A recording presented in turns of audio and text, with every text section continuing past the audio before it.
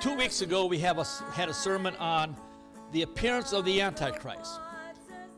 Most people think the Antichrist is an evil person who's going to persuade people into some kind of neo-paganism or some type of a non-Christian ecumenical movement that is going to kind of suck Christians into this or people into that.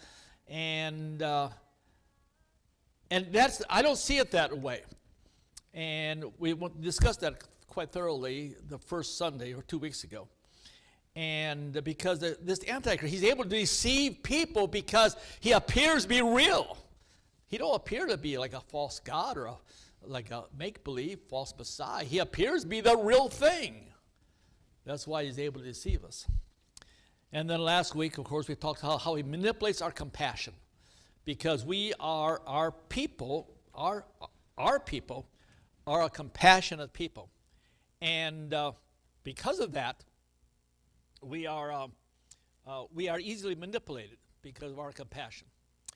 And then, like I said, this week we looked about how do you tell the difference? If it looks real, feels real, sounds real, how do you tell the difference between this false Messiah or false Christianity that is rising among us today? Now, I hope my clicker works because it hasn't been working at the house, but I think it's going to work here. So we are going to try to connect some dots. I've got 4 dots we're going to try to connect to help us to identify how to identify this false Christianity that is sweeping the nation, because we have this all going back to faith. And I like that. Don't get me wrong, I like that idea, but also I could be careful of the manipulation it's going to have too. So dot number 1, we're going to connect 4 dots here. Dot number 1 is Isaiah 14:13 through 14. We're quite familiar with this. I'll ascend into heaven, Satan speaking, Lucifer. I'll exalt my throne above the stars of God. I will also sit on the mount of the congregation on the sides of the north. I will ascend above the heights of the clouds. Now here's the key one we're looking for. I will be like the Most High. Now, in my mind, I'm telling you strictly the way I see it. Now, this isn't something new I just came up with last week. Actually, this sermon I gave in 2010. And so this is something that I've been looking at for many years. I'll be like the Most High. The way I see that is Satan he's not wanting to be worshipped. But usually the church says, well, he wants to be worshipped like God is worshipped and be exalted on some throne or something. I don't see it that way. When he says, I want to be like the Most High, he says, I want to be the lawgiver. Because law is so important in our life, isn't it? Sometimes I'll go to the store and buy something, and she says, I'm sorry, but we're not allowed to do that. And I usually say, well, where would we be without rules? Everybody made up their own rules, so the rules are good. And things would be in chaos if we had rules. So Satan wants to be like the Most High because Satan is attacking the rule of law that governs our people. So that's what he wants to be. He wants to be the lawgiver. So that's number 1, dot number 1.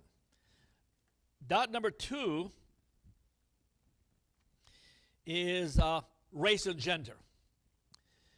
The law is the foundation of the race and gender, the foundation of life. It's what I call the birth covenant. And we witness this birth covenant every time a child is born, race and gender. People don't look at it that way. They don't think about it this way. But it's a test. Every time a child is born, there's a testimony of race and gender. And I know most people don't connect these 2 dots I just mentioned. But I want you to connect the dots. Race and gender. Satan wants to be the Most High. He wants to be the lawgiver. And what is the most basic law he's seeking to abolish? Race and gender. Because upon race and gender, everything is built. All society is built upon race and gender. All right, dot number 3. Luke 17:26 through 30. The Antichrist wants to abolish, like I said, race and gender. When the Son of Man comes again, it will be as if it was when Noah lived. People are eating and drinking and marrying and giving their children to be married until the day that Noah entered the ark or the boat. Then the flood came and killed them. Verse 28. It will be the same as during the time of Lot. People were eating and drinking, buying, selling, planting, and building. But the day Lot left Sodom, fire and sulfur, brimstone, King James says, rained down from the sky and killed them all. He said, this is how it will be when the Son of Man returns. So he says, when the Son of Man returns, in other words, the last days, which people say we're in now, and other people say, well, if we're not in the last days, we're closer to them than anybody else has been. The last days, there's two things to look for, as it was in the days of Lot, and it was in the days of Noah. Now, I know Christ says that people were eating, drinking, marrying, and people say, well, they were being wicked. Yeah, obviously became wicked. But I think what he's telling you, they didn't care about what's important. They were just caring about the fun and the games and all that sort of stuff. They didn't concentrate on what's really important in life. Because the days of Noah, and we're not going to go into an explanation of this now, but the days of Noah, it was widespread race mixing. That is what occurred during the time of Noah. And in the time of Lot, it was sodomy. So Christ is telling us, in the last days, when Christ returns, when the Son of Man returns, you're going to be a widespread acceptance of race mixing and widespread acceptance of sodomy. Both of those are what? Both of those are trying to usurp what? The birth covenant. Dot number 2. Also because Satan wants to be the lawgiver. All right. Dot number 4. Don't let anyone deceive you in any way, for that day, referring to the last days, will not come until the rebellion, King James says, a falling away occurs and the man of lawlessness be revealed. Now, what is lawlessness? There's this man, this Antichrist, individual or a system, and he's identified as lawlessness. King James says man of sin. Okay? So if you got the King James, that's what it says. Lawlessness. What law would be so destructive that they'll be pointed out? It's because you didn't go to church on the right day? Because you didn't celebrate the right holiday? Is because you ate the wrong kind of meat? Or because you did something like, yeah, I didn't eat the chocolate cake, and you really did because you're liars. The point is, what is the basic law that is so grievous that God says it's a man of lawlessness? I suggest it's the birth covenant. So continue reading. Verse 4, he will oppose or exalt himself over everything that is called God or worship, so that he sits himself in God's temple, proclaiming himself to be Jesus Christ, to be God. He presents himself to be the ones that we are wanting to worship. He presents himself being our deliverer, our Savior, our Redeemer. He presents himself to be God. But he's a man of sin, a man of lawlessness, a man that destroys or seeking to destroy the birth covenant. This coming of the lawless one will be in accordance with how Satan works. He will use all sorts of displays and powers through signs and wonders to serve the lie. All sorts of powers.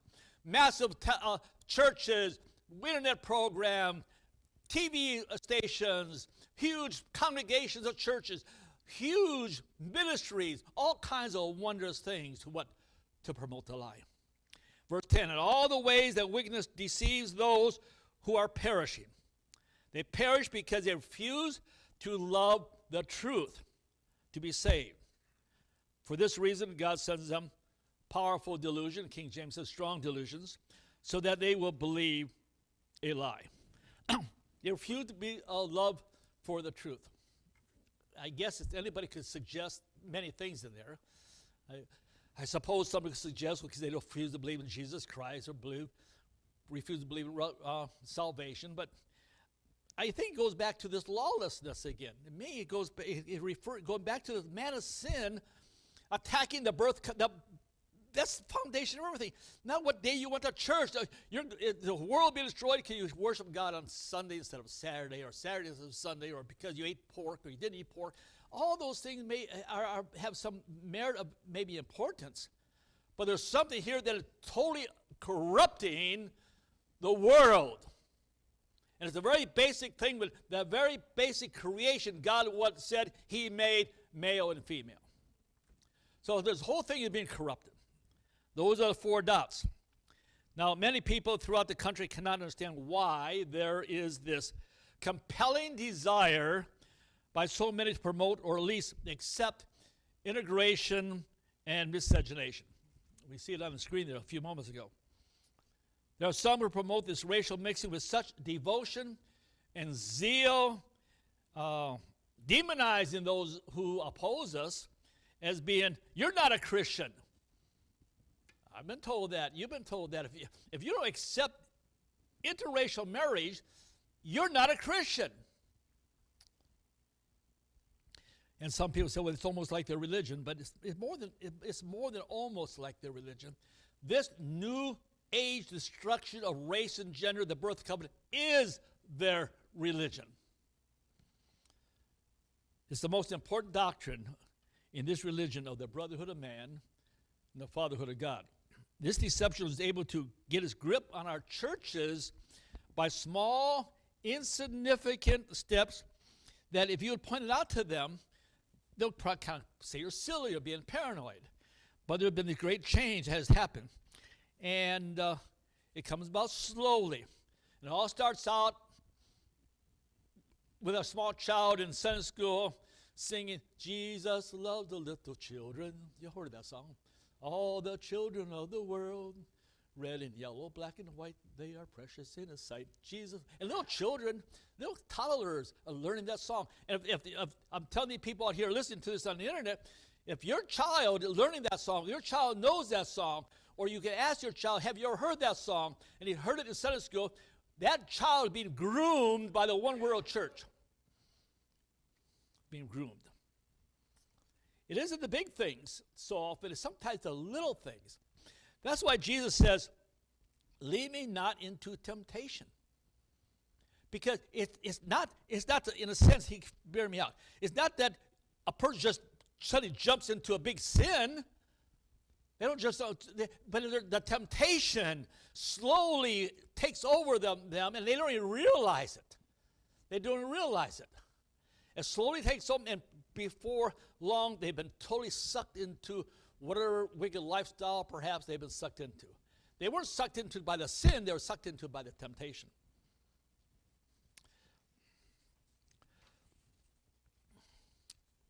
So people in our nation today don't see and they don't understand. And but we're told in Deuteronomy 28, you're all familiar, it says that the enemy within your gates will get above you very high, and you shall come down very low. They shall become the head, and you shall become the tail. We see that as happening today. If you just reflect on the past 10, 15, 20, 25, 30 years and look at how this progression has carried out itself all during that period of time to where we're at now, where race mixing and almost sodomy fully accepted in society. Maybe not totally accepted, sodomy not fully accepted in their churches yet. I suspect they will in time. But miscegenation fully accepted in all your churches. We have become a nation of multiracial churches. This is from A Need for a Universal Jesus, I think. Got this off the internet. I'm so sick and tired of people arguing over the color of Jesus. He died for all of us. I don't care if he's pink or green or black or white. You are making a mockery of all that Jesus stood for. I think people that care about his skin tone, are racist and don't really know the Lord. I'll pray for you and ask God to forgive me for thinking you are such a bunch of morons. Get over your racist worries. Jesus doesn't care about color, neither should you. And here's a site. I forget where I got this from, so I had to excuse me. The only thing I know is Bob James said this, whoever Bob James is. But I forgot what site I got it off of. But Bob James says, racism is a terrible evil in our society because it shows a hatred of a group of people. We must continue to hate racism and fight against the evil it represents. But we must be also on guard against hating races ourselves. If we don't, we end up becoming the very thing that we progress to hate. And then remember last week, I believe it was, we had the prayer of forgiveness, seeking that Mike Smith there in Tennessee, he gave us a prayer, the sinner's prayer to how to repent for racism. Well, I've got Mike Smith here again. Here's what he says. Racism sets us in opposition to God. When we indulge in racism, we deny that God is the creator of all men and women, regardless of their skin color. Well, yeah, he's creator. I don't deny that. He's the creator of everything we see. I mean, what does this prove? It doesn't prove anything except the inability to have logical thinking. Continue on. Racist attitudes, speech, and action lead us to disobey Jesus, who taught us that all of us are neighbors to one another and are to treat one another as we would wish to be treated. Racism is a form of hatred which Jesus forbade his followers. And this is where people are landing today. They're landing on this idea that if you have any type of what they call racist attitudes, and you know, have a hard time to define what racist means, I suppose. But everybody's a racist, you know. Most white people are automatically racist, I think, according to them. But they have all this one common doctrine, and it's the promotion of interracial marriage. Racial reconciliation theology, what they call it, is also given the name of brotherhood of man, and it is the foundation of all. This is the foundation of all religions. So these churches, these Christian churches today, this new American religion, which promotes interracial marriage, that is a doctrine of all religions of the world. So we're going to take a look at some of these various religions and view their teaching about interracial marriage, also known as brotherhood of man and the fatherhood of God. So now, we're going to try to identify, hopefully see how we're able to identify this theology that is being taught today in almost every single church in America. I mean, literally almost every church, except maybe a few identity churches, of course. But almost every church you see, whether it be big or small, have all been sucked into this deal that racial reconciliation or the brotherhood of man, or if you have any reflection or any rejection of interracial marriage, you're not a Christian. Robert Morris, a few years ago on TV, he says, you have even a twinge of concern about your child marrying somebody of another race. It shows that you're not right with the Lord. So, but anyway, before we get to the other religions, we're going to look at what the Communist Party says about interracial marriage. This is from a book called by William Z. Foster called Toward a Soviet America. I've got an original copy in my library. I think it's actually signed by him. I think I actually was able to do that.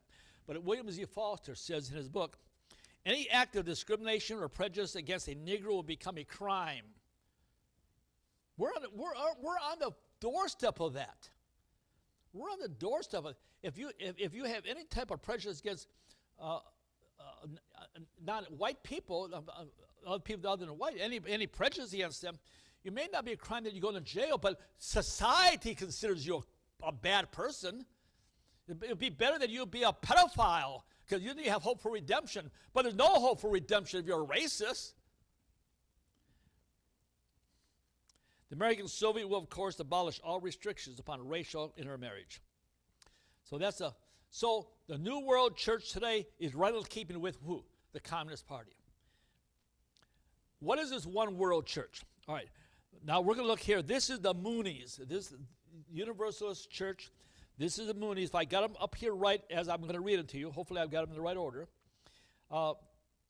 Dr. Tyler Hendricks, Unification Theology, the Moonies, said, like variation colors of bears, animals don't care about skin color. Racism is lower than animals.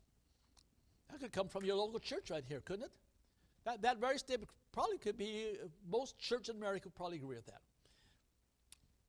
Okay, and this is the Madame Blavatsky, Master of Theological Society. How little this principle of universal brotherhood is understood by the masses of mankind, how seldom its transcendent importance is recognized, may be seen in the diversity of opinion and fictitious interpretations regarding the sophistical society. This society was organized on this one principle, the essential brotherhood of man. So that from this occult teachings. So the occult teachings, the Moonies, and the Communist Party are all in agreement with our modern church today. Okay, the Baha'i religion. We are a recognized advocate for spiritual solutions on issues such as racial prejudice, gender equality, and religious intolerance. We are part of a worldwide religious community united by a belief that there is one God and one human race. Again, how do we identify the fake Christianity with real Christianity? Because this fake Christianity would be, that we see develop over the past 15, 20, 30, or 40 years, earlier periods than that in some places, is part of this one world church. All religions believe this. Spiritualism. Spiritualists are not tied to a creed or dogma. They accept 7 basic principles, which are based on the inspiration from discarnate spirit. 2 of these principles are the fatherhood of God and the brotherhood of man. Eurasian Brotherhood. I'm not sure what they are. Sonship with God is greater than distinction of race among God's children. Sooner or later, within the grand sweep of the historical evolution of human society, sonship status is increasingly perceived by human beings as more significant than racial status. What's the difference of them saying being born again and being part of the Church of Christ is more important than racial status? They're all saying the same thing. The Christianity today has totally emerged with the one world church and all these teachings, all the weird, strange teaching. All right, here is one from Temple of Understanding. I don't know who they are. I don't understand who the Temple of Understanding are, but they are. The Temple of Understanding was founded in 1960 by Julie Hollister, a housewife who had a peanut butter sandwich lunch with a friend and shared her vision of a world in which many religious traditions of today would come together in dialogue rather than conflict. She founded the Temple of Understanding, which Mrs. Roosevelt helped launch, to promote understanding among the world's religions, to recognize the oneness of the human family. Now, I don't know who this guy is. Sai Baba. Sai Baba claims to be the avatar and incarnation of God on earth, just as Jesus was 2,000 years ago. We're told, like Jesus, Sai Baba teaches unconditional love and ways to God realization. He said, God does not exist separately for any particular nation. He exists for all individuals and all nations. He showed no partiality of any. Sweets are many, but sugar is one. Stars are many, but sky is one. Jews are many, but gold is one. And bodies are many, but spirit is one. All are therefore children of God. The brotherhood of man under the fatherhood of God is a spiritual path to follow. Share International.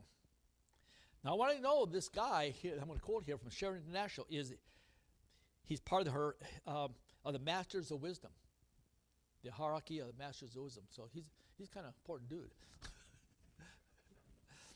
The fatherhood of God and the brotherhood of man is a simple teaching underlying all the world's religions, including modern Christianity. They tell us to love one another because we are all brothers and sisters of one great family. Exactly as Billy Graham would say, exactly as every TV preacher would say, exactly as every probably church on every street corner in America would say. We're all one. Okay, that's from Share International. He had the hierarchy of Masters of Wisdom. I don't know if I have that on there or not, but that's who he is. Okay, here's one called Sant Nirankari Mission. I don't know what they are, but they're some New Age cult. They said the cherished goal of universal is their mission for the cherished goal of universal brotherhood. Here's from the Self-Realization Fellowship. God is the ultimate harmonizer of all our difficulty, paradoxes, and unintelligible problems of life, to recognize those of all races and colors are children of the one God, said Richard Wright of the Self-Realization Fellowship. the same as every preacher in the country will say today. We've all heard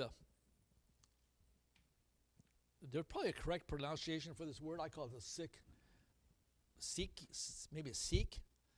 You know, there's some Sikh temples shot up here back a few years ago and up in Chicago somewhere, up north. Pardon?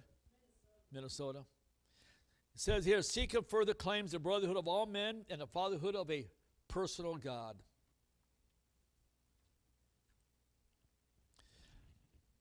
Jehovah's Witness. Many Jehovah's Witnesses sincerely try to live in harmony with God's instructions and ways.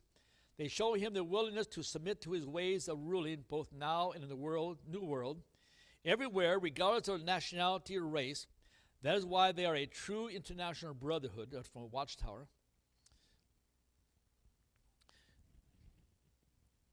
The Rosicrucian Society says they're training to establish a brotherhood of man in society.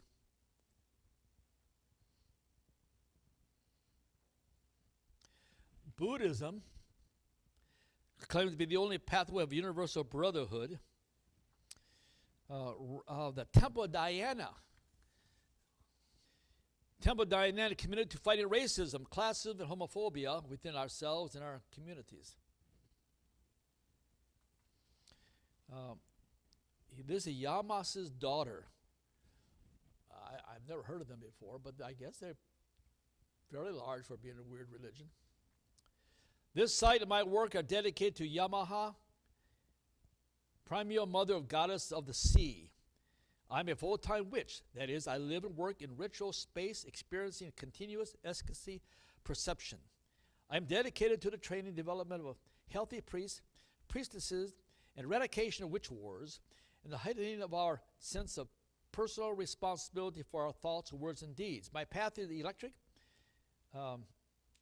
and draws upon Celtic, African, Verdic, Hawaiian, and Native American traditions, among others, that does not tolerate racism, sexism, or homophobia in any of their guises. Probably the brand new church will probably endorse that one. Islam. We try to transcend the barriers among humans so that we break the barriers between human and God. We must see ourselves in others, and we must see God in each of us.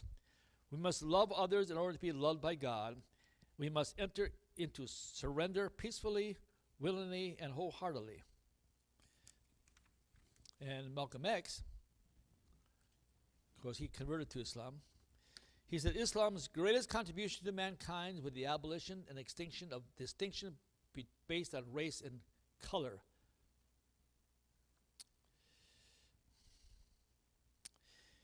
He went on further to say, it is clear that the whole of humanity from its diverse races were originally one, deriving its existence from one creator, and that all barriers that separate humanity by race and color must vanish. So I guess I could dig out some more, but hopefully that's enough to see that all religions of the world, all the weirdo, all the crackpot religions, Eastern and spiritualists, even the Communist Party, all promote the idea that all races are one, and any type of racism, racial prejudice, if you don't want to marry somebody who isn't white, all this type of is like all united into one gigantic force. And Christianity has joined, so-called, the great deception of the world, because Satan seeks to deceive the whole world, have all been deceived now by the New Age church that you must accept interracial marriage or you are not a born-again Christian. Now, the last authentic quote I'm going to give is from AI. But it tells us a marvelous truth. The Christian church began to actively promote interracial marriage primarily in the 1960s. We established that, I think, a few weeks ago. Influenced by the civil rights movement, involving sociological views, today many denominations embrace and advocate for interracial relationships, reinforcing the belief that love transcends all ethnic barriers. They tell us exactly what we've been saying. Historical Christianity may not have understood things exactly the way we are expressing today. But down inside, they did not embrace interracial marriage. They had laws against it. They tried to protect their own identity, racial identity. And it wasn't until the 1960s when the great change started taking place in our society. And now we're to the point today, to the average Christian out here, if you don't believe in interracial marriage, or if you have somehow some prejudice against non-whites, you are the one that is not a Christian. You are the one that's going to hell because you are not following Christ. But in reality, you are not being deceived by the one world church. That is really what's going on. All religions of the world must have as their most important teaching the universal brotherhood of man. All the churches of the world embrace that. Now, so-called Christianity does it also. Through deception, the Christian church now at last teaching the same thing. The same thing to all the wacky religions of the world. We're all told that a true Christian will now embrace the doctrine of brotherhood of man and the fatherhood of God. If it looks real, and they look real, if they sound real, and they do, and it feels real, and yet we look, I'll cover all those layers, you see the main objective of the Satanic Rebellion is to what? Erase race and gender. That's the foundation, and it's an attack upon the covenant God made with Abraham. And it is the foundation of our society. And Satan wants to be the one who constructs. He wants to be the lawgiver. And his law is to do away with our people. So now that is what we're facing. That's what we're facing. What is the answer to it? What is the answer to these people who come to it and everything they say sounds wonderful, except they introduce you to the black girlfriend. Everything sounds wonderful. How do we confront that? How do we confront that in such a way that the individual we're talking to can maybe have their eyes open? How do we confront that? I don't know. I've got some thoughts, but how do we combat it? And that's what we're going to talk about next week. How do we combat this? And it's scary. Like I told Chester last week. I don't know. I look at it, it's scary. I mean, the deception is so enchanting. You know, just like that serpent in the Garden of Eden. The word serpent means enchanter. Just Nashus. The word serpent comes from Nashus, which means enchanter. It's so enchanting and so inviting and so loving and caring. How do we confront that? How do we combat it? Anyway, close with prayer. Father, we ask you to be with us and guide us and help us to understand and be prepared to have that we put on this full armor of God that Caleb read about in Ephesians 6. We put on this full armor of God that we can withstand the wiles of the devil, the deceitful teachings of Satan. Can we confront the deceitful teachings of Satan? Can we reach out to our people? I don't know if we can do it in mass or just to a neighbor, to a friend or a family member, and help them, guide them, and protect them from the deceit that the one world church has brought upon our nation and our people. We ask you to keep us strong, keep us faithful, and Lord, help us that we're not tempted. Lead us not into temptation. We ask in your name.